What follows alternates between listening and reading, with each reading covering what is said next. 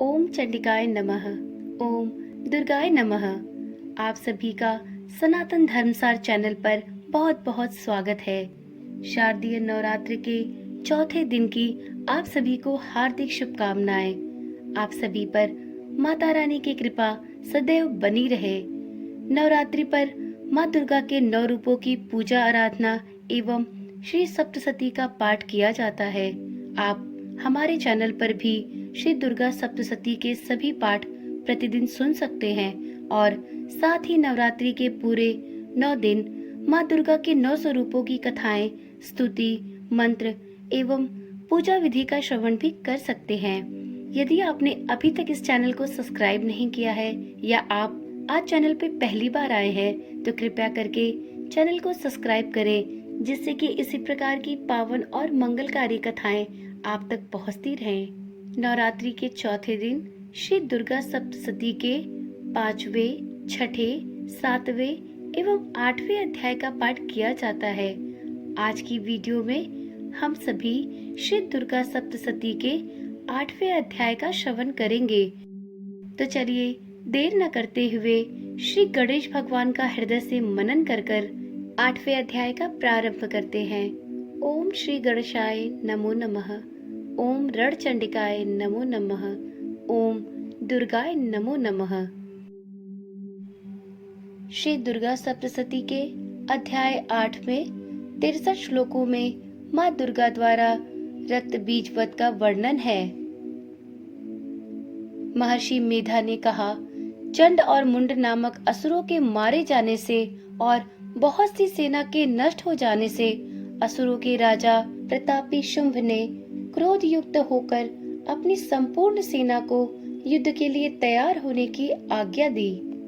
उसने कहा, अब उदययुध नामक 86 असुर सेनापति अपनी सेनाओं के साथ युद्ध के लिए जाएं और कंबू नामक 84 सेनापति भी युद्ध के लिए जाएं और कोटि वीर्य नामक 50 सेनापति और धौम्रकुल नाम के 100 सेनापति प्रस्थान करें। कालक, दोहृद, मौर्य और कालकेय यह दैत्य भी मेरी आज्ञा से सजकर युद्ध के लिए कूच करें। भयानक शासन करने वाला असुरों का स्वामी शुंभ इस प्रकार आज्ञा देकर बहुत बड़ी सेना के साथ युद्ध के लिए चला। उसकी सेना को अपनी ओर आता देखकर चंडिका ने भी अपनी धनुष की टंकार से पृथ्वी और आकाश के बीच का भाग गुंजा दिया। हे राजन, इसके पश्चात देवी के सिंह ने दहाड़ना आरंभ कर दिया और अंबिका के घंटे के शब्दों ने भी उस ध्वनि को और भी बढ़ा दिया। धनुष की टंकार, शेर की दहाड़ और घंटे के शब्द से पृथ्वी और आकाश के बीच का भाग गूंज उठा और इसके साथ ही देवी ने अपने मुख को और भी भयानक बना लिया। ऐसे भयंकर शब्द को सुनकर राक्षसी सेना ने देवी तथा सिंह को चारों ओर से घेर लिया। हे राजन, उस समय दैत्यों के नाश के लिए और देवताओं के हित के लिए ब्रह्मा, शिव, कार्तिकेय, विष्णु तथा इंद्र आदि देवों की शक्तियां जो अत्यंत पराक्रम और बल से संपन्न थी, उनके शरीर से निकलकर उसी रूप में चंडिका देवी के पास गईं।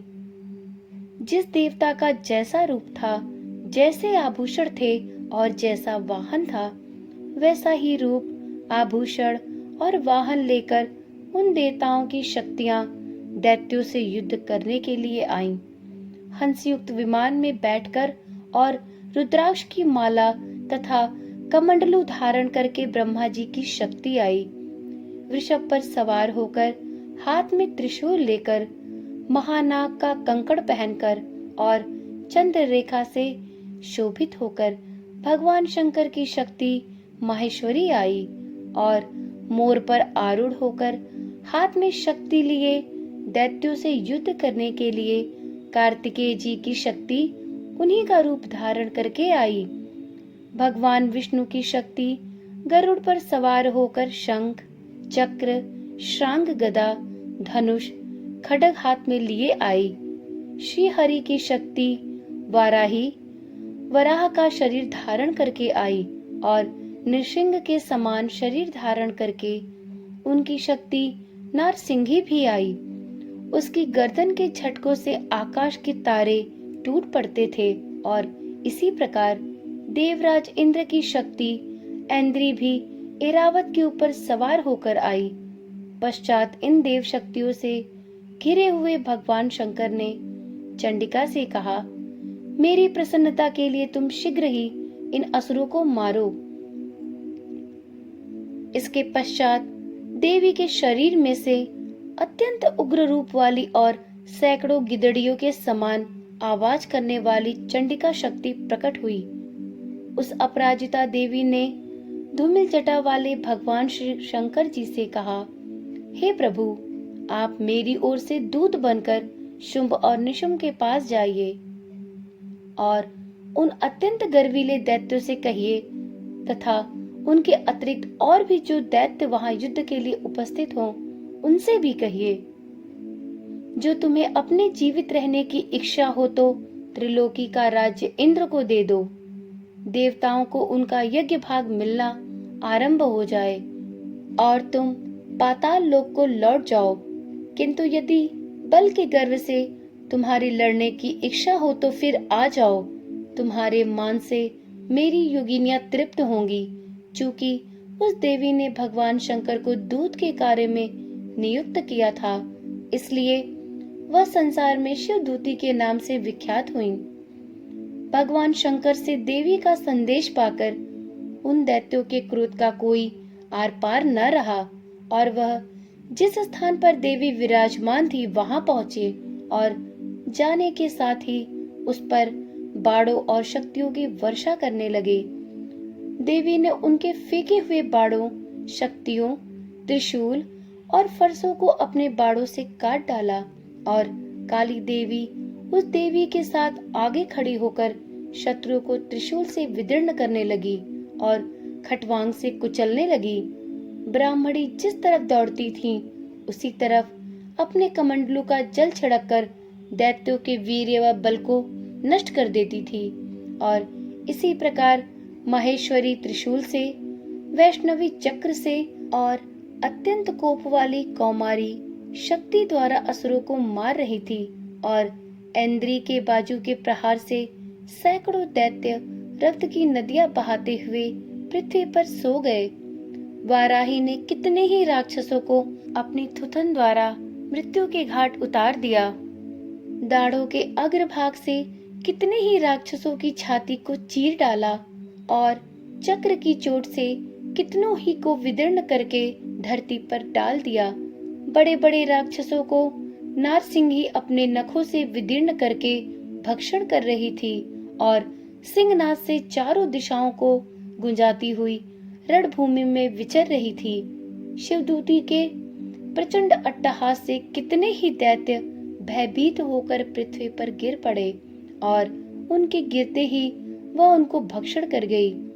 इस तरह क्रोध में भरे हुए मातृगणों द्वारा नाना प्रकार के उपायों से बड़े बड़े असुरों को मरते हुए देखकर राक्षसी सेना भाग खड़ी हुई और उनको इस प्रकार भागता देखकर रक्तबीज नामक महापराक्रमी राक्षस क्रोध में भरकर युद्ध के लिए आगे बढ़ा।